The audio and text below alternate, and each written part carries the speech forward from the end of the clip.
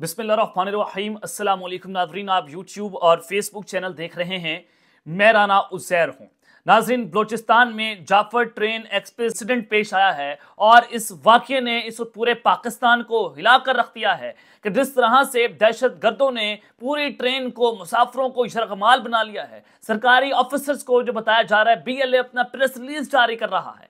लेकिन अब जो मैं खबर ब्रेक करने जा रहा हूं कि इस पूरे वाकये के पीछे, इस पूरी दहशतगर्दी के पीछे कौन है, किसके साथ नेक्सस जुड़ रहे हैं, मास्टर माइंड कौन निकला है। इस पूरे वाकये का न सिर्फ ड्रॉप सीन हो चुका है, बल्कि फौज और कमांडोज के जवान वो भी मैदान में उतर पड़े हैं। इसका मतलब यह है कि आप इसका यहां से हसासियत का अंदाजा लगा सकते हैं कि वाकया कितना बड़ा है और कितना खतरनाक है। और ये खतरे की घंटियां बज चुकी हैं, इमरजेंसी नाफिज कर दी गई है। तमाम तर डिटेल्स, तमाम तर तफसीलात इस वाकये के हवाले से मैंने आपके सामने आज के इस व्लॉग के अंदर रखनी है। और फिर दूसरी जानिब इमरान खान और इस्टेब्लिशमेंट का भी हॉटलाइन राब्ते के हवाले से खबरें इस वक्त सामने आ गई हैं। और ये ऐसे मौके पर राब्ते की खबरें हैं कि जब बलोचिस्तान वाकया और फिर ये राब्ता होना, यह हुकूमत के लिए कितना सिंबॉलिक है। और फिर तीसरी अहम खबर कि आर्मी चीफ साहब कहां पर मौजूद थे, ऐवान सदर वाली जो खबर है उसके अंदर हकीकत क्या है, वो तमाम डिटेल्स भी मैंने आपके सामने आज के इस व्लॉग में रखनी है। लेकिन आगे बढ़ने से पहले आप सबसे दरख्वास्त के चैनल को सब्सक्राइब कर लें, बेल आइकन को दबा दें, आने वाली तमाम तर अपडेट्स आपकी खिदमत में बर वक्त पेश होती रहें। नाज़रीन, सबसे पहले ये जो जाफर एक्सप्रेस ट्रेन का वाकया पेश आया है, ये बलूचिस्तान के इलाके मच में आप गम के करीब ये दहशतगर्दों ने ट्रेन पर हमला कर दिया।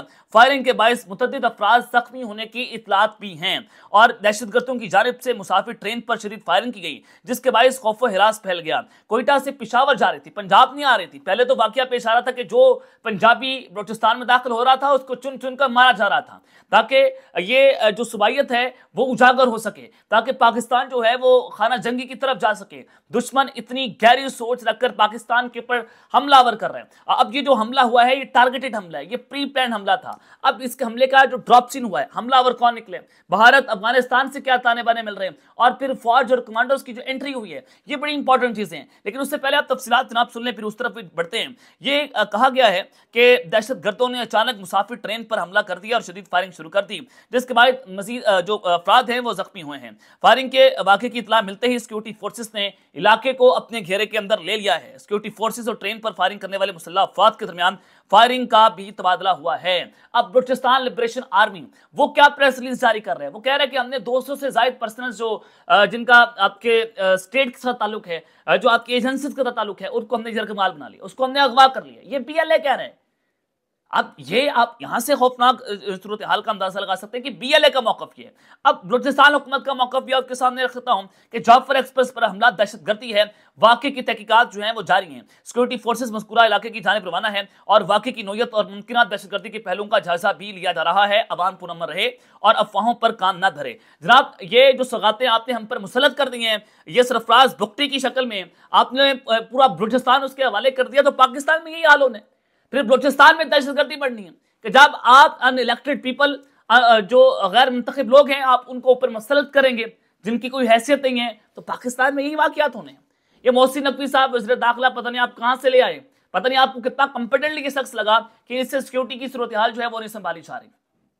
मोहसिन नकवी को मुस्ताफी होना चाहिए, सरफराज भुगती को मुस्ताफी होना चाहिए, अनवरुल हक काकड़ को पकड़ना चाहिए, जिनका ताल्लुक बलूचिस्तान से था कि आप निगरान वसीला से रहे, क्या आपने इस मुल्क के लिए किया। शहबाज शरीफ मुस्ताफियों के घर जाएं और मुल्क में नए इलेक्शंस करवाए जाएं, जो आज मेरे मुल्क की हालात, जो सूरत हाल इन्होंने बना दी है। अब मैं आपको बताना चाहता हूं कि सरकारी मौकफ भी बड़ा इंपॉर्टेंट होता है इस पूरी सिचुएशन के अंदर, और सरकारी मौकफ शहबाज शरीफ का मौकफ नहीं है, हमारे जो बड़े हैं उनका मौकफ है।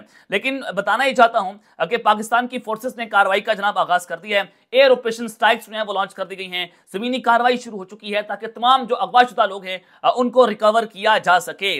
और ये क्लियरेंस ऑपरेशन है जिसके नतीजे में बताया जा रहा है कि जो ट्रेन ड्राइवर हैं वो भी जख्मी हैं, और जबकि ट्रेन इस वक्त सुरंग के अंदर खड़ी हुई है। मुसाफिर ट्रेन कोयटा से पेशावर जा रही थी और जिस दौरान पहले ट्रैक पर धमाका किया गया और फिर ट्रेन पर फायरिंग की गई, जिसके बाद मौजूद सिक्योरिटी एहलकारों और ट्रेन पर फायरिंग करने वाले मुसल्लह अफवाद के दरमियान भी फायरिंग का तबादला हुआ है। अब जो रेलवे हुकाम है वो ये बता रही है कि जाफर एक्सप्रेस 9 बोगियों पर मुश्तमिल थी। ये बहुत बड़ी ट्रेन है जनाब, और ट्रेन में 400 से ज्यादा मुसाफिर सवार हैं और ट्रेन आज सुबह 9 बजे कोयटा से जनाब रवाना हुई थी। अब जो क्लियरेंस ऑपरेशन जारी है, ये मासूम शहरियों को इसमें जनाब टारगेट किया जा रहा है और चुन चुन कर लोगों को कत्ल किया जा रहा है, उनको शहीद किया जा रहा है। और इस सब के अंदर हमलावर कौन है? जाफर एक्सप्रेस पर मुसलमाना हमले के दहशतगर्द अफगानिस्तान में अपने मास्टर माइंड से राब्ते में हैं। जो जराए बता रहे हैं कि अफगानिस्तान से डायरेक्ट हमला लॉन्च किया गया। जाहिर है भारत बलूचिस्तान में रॉ उनकी जो खुफिया एजेंसी है वो वहां पर एक्टिव है।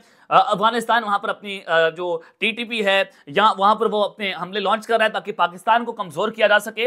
दहशतगर्दों ने औरतों और बच्चों को ढाल बनाया हुआ है। सिक्योरिटी फोर्सेज ने दहशतगर्दों का घेराव कर लिया है और औरतों और बच्चों को ढाल बनाए जाने मुश्किल इलाके होने की वजह से पेचीदा ऑपरेशन इंतहाई एहतियात से किया जा रहा है। आगे बच्चे हैं और उसके बाद औरतें हैं, उनको ढाल बनाकर पीछे दहशतगर्द हैं ताकि वो बचे रहें और ये जो आगे बच्चे औरतें हैं उनको शहीद किया जा सके। आप यहां से अंदाजा लगाएं और सिक्योरिटी फोर्सेस आखिरी दहशतगर्द के खात्मे तक ऑपरेशन जारी रखेंगे। जाफर एक्सप्रेस पर दहशतगर्दों के बुज़दिलाना हमले पर इंडियन और मुल्क दुश्मन सोशल मीडिया गैर मामूली तौर पर मुतहरिक हो चुके हैं।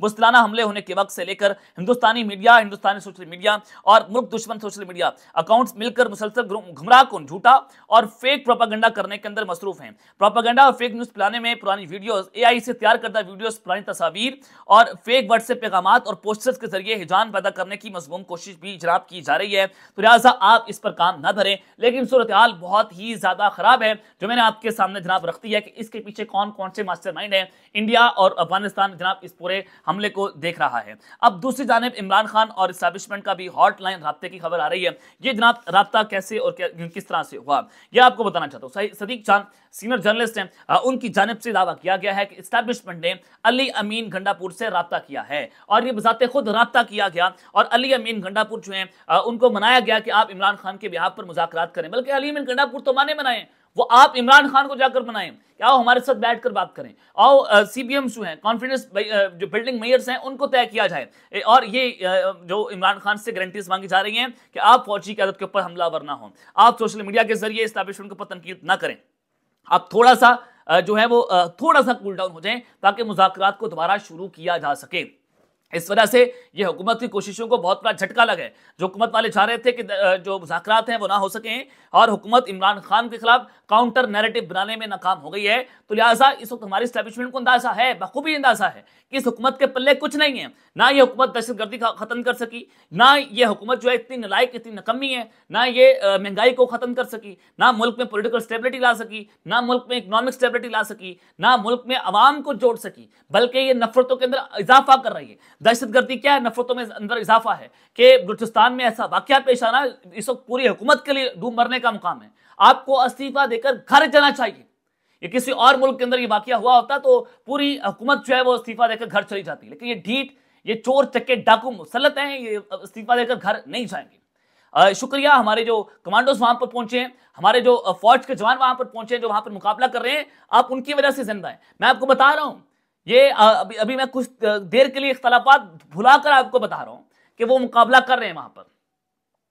ऊपर वालों से आप इख्तलाफ करें, लाख इख्तलाफ करें, जो हमारे भाई जो मैदान में उतरे हुए हैं, अल्लाह ताला उनकी हिफाजत करे जो वहां पर खड़े होकर मुकाबला कर रहे हैं। चलें जनाब आगे एक और आम खबर देना चाहता हूं आर्मी चीफ साहब के हवाले से कि वो कहां पर मौजूद थे, हमारे सदर वाली क्या खबर है। आर्मी आसिफ अली जरदारी साहब की तकरीर हुई, मुश्तरका जनाब उन्होंने पार्लियामेंट के इजलास से खिताब किया। आमतौर पर जनाब ये होता है कि मुसल्लह अफवाज के सरबराहान वो देखने जाते हैं, इस तकरीर को सुनते हैं, पार्लियामेंट के अंदर बैठ कर सुनते हैं। और ये हेड ऑफ द स्टेट का खिताब था, हेड ऑफ द स्टेट सदर, अगरचे उनके पास कोई इख्तियारात नहीं होते लेकिन हेड ऑफ द स्टेट वो जरूर होते हैं, फौज के सुप्रीम कमांडर जो हैं वो जरूर होते हैं। तो लेकिन मुसल्लह अफवाज के सरबराहान, आर्मी चीफ, दीगर जो लोग हैं वो इस तकरीर को सुनने वहां पर नहीं आए। हालांकि सफीरान वहां पर आते हैं, चारों सूबों के गवर्नर्स वहां पर आए, मरियम नवाज सारे वज़रा आला वहां पर आए, लेकिन वो मुसल्लह अफवाज के सरबराहान वहां पर नहीं आए। तो इसका मतलब मैंने आपको कल भी बताया था कि इस्टेब्लिशमेंट जो है उस हुकूमत के ऊपर इत्मीनान नहीं कर पा रही। इस्टेब्लिशमेंट जो है उस हुकूमत को समझती कि अदली है, ये नौकर है हमारे, जनाब इनको छोड़ें, इनकी इतनी औकात जो है वो नहीं है। लेकिन आर्मी चीफ साहब उस दौरान कहां पर मौजूद थे? एजाज सैयद सीनियर जर्नलिस्ट हैं, उनकी जानिब से यह दावा किया गया। एजाज सैयद कहते हैं कि 2:30 बजे आर्मी चीफ चीफ जो है ऐवान सदर पहुंचे और उनकी आसिफ अली जरदारी के साथ, सदर पाकिस्तान के साथ एक मुलाकात भी होती है और 3 बजे जो है आसिफ अली जरदारी पार्लियामेंट रवाना हो जाते हैं। वहां जाकर वो अपनी तकरीर करते हैं और वो खिताब जो है आर्मी चीफ साहब ने ये खिताब ऐवान सदर में सुना था और बड़ी स्क्रीन पर उन्होंने ये खिताब सुना और ऐवान सदर में बैठकर खिताब सुना। लेकिन वो साथ ही पार्लियामेंट है कुछ ही मिनट्स के अंदर, यानी कि 4 से 5 मिनट की मुसाफत पर पार्लियामेंट थी, वो वहां पर उनका खिताब सुनने नहीं आए। तो इसका मतलब यह है कि कुछ ना कुछ तो था जिसकी वजह से आर्मी चीफ साहब ये खिताब पार्लियामेंट में सुनने जनाब नहीं आए। तो ये तफसीलात जो मैंने आपके सामने रखती हैं, अब तक के लिए अपना ख्याल रखिएगा और इस लाजमी है रखना है। अल्लाह ने के बाद पाकिस्तान जिंदाबाद।